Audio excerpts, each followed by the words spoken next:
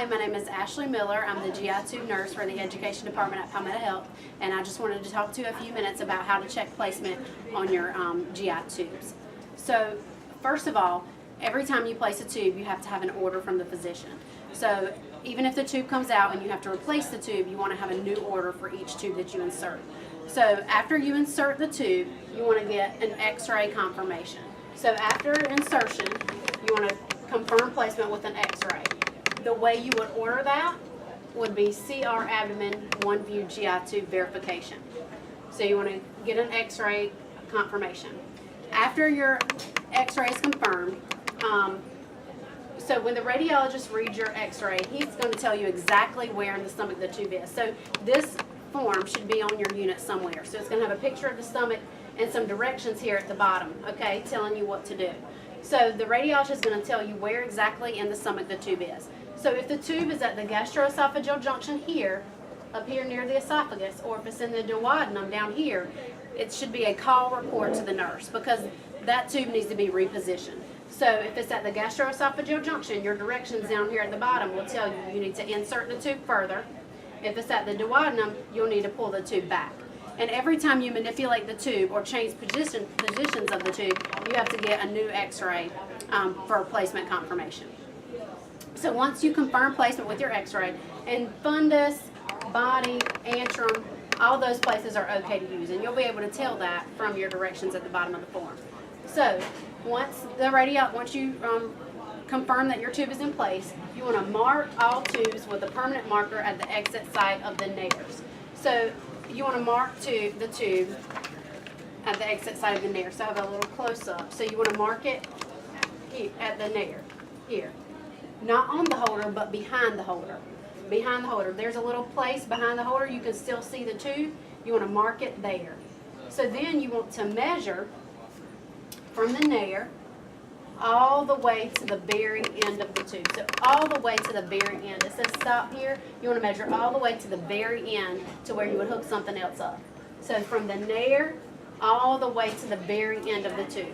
If you have an OG tube, you want to measure from the lip all the way to the very end of the tube. So these white paper tape measures are in the Pyxis in each unit, okay? So they should be in the Pyxis under tape measure. So you just find one of those and measure from the nair all the way to the very end of the tube. So you want to measure that in centimeters and document that with initial placement of the tube and once a shift. So once a shift, when you do your initial assessment, you want to make sure the mark is at the nair, and then you want to measure from the nair all the way to the end of the tube and document that. So whenever each shift, when you take care of your patient, you want to make sure the tube is marked at the nair, and then with your initial assessment, you want to measure it from the nair all the way to the end of the tube. So the mark represents where the tube was when the X-ray confirmed that your tube was in place. So the mark represents where your tube was during the X-ray. That's why it's so important to keep the mark on there. So each time when you measure your tube, each shift when you're measuring your tube placement, you want to refresh the mark if it needs refreshing, because that is your real-time indicator for if your tube is moving or not. You want to document your measurement once a shift, because that's how we know by the charting that yes, someone looked at that tube and measured it and it was in the right spot. So the documentation has changed. We've improved the form. So I'm going to hold the form up here for you. So you mark the tube there, and then we've created a new dynamic group for tubes. So just like you chart on IVs, you'll have to create the label for each tube. So and you have a place to put your centimeters right here. So you would chart your centimeters right here, each shift, okay? So the reason behind all this is that auscultation is no longer best practice. So auscultation is no longer best practice. Each day when you're assessing placement of your tube, placement is now checked by verifying that the mark is at the nair, okay? And then you measure it and make sure your measurement lines up, and that's how we can tell by your charting that the tube has been measured, that the tube has been checked, okay? Okay, so the only exception to all of this is for decompression only. So if you place a tube and it's for decompression only. That means no meds or no feeds are going to be placed down that tube. It's only to decompress the stomach. Then you do not have to get an x-ray. No x-ray is required for these tubes. Position is just checked by the verification of GI tube contents coming from the tube. So every time you assess that patient, as long as you're getting back GI contents, that tube is considered to be in place. Those tubes will not be marked, and they do not have to be measured once a shift.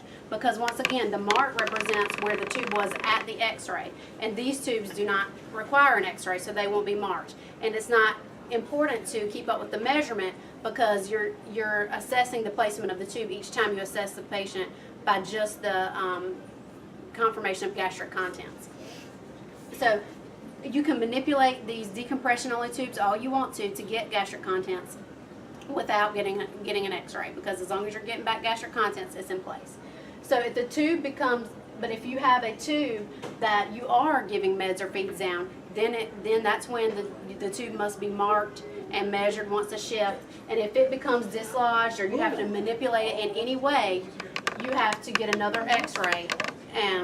You have to get another x-ray to confirm tube placement unless you have a physician order stating otherwise. Okay, so if you come to work and your tube is not marked, you come to work, your tube's not marked, and you're using it for meds or feeds, what you should do is stop using the tube, cut the tube feeds off, go back in the chart and look at the last confirmatory x-ray. So the last time the tube was x-rayed and placement was confirmed. So you want to look at that x-ray, make sure the tube was in place, and then you want to go back to the nursing charting and see what the nurse charted right after that x-ray resulted. And compare your measurement. If your measurement is the same, then you put the mark back on there. The mark has rubbed off. If your measurement is not the same, then you need to make the decision whether you need to advance the tube and then get an x-ray or just get another x-ray. But either way, you cannot use the tube until you get another x-ray and reconfirm placement.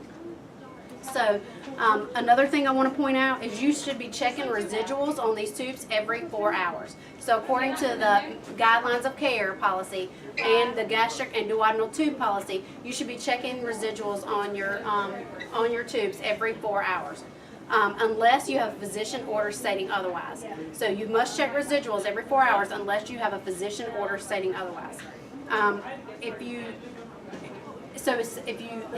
In the gastric and duodenal tube policy, located under Access under MyPal, it tells you what to do with the residual. So if you go there, you're confused about how much residual to give back or when to hold the tube feed, it outlines all of that for you under that policy, the gastric and duodenal tube policy.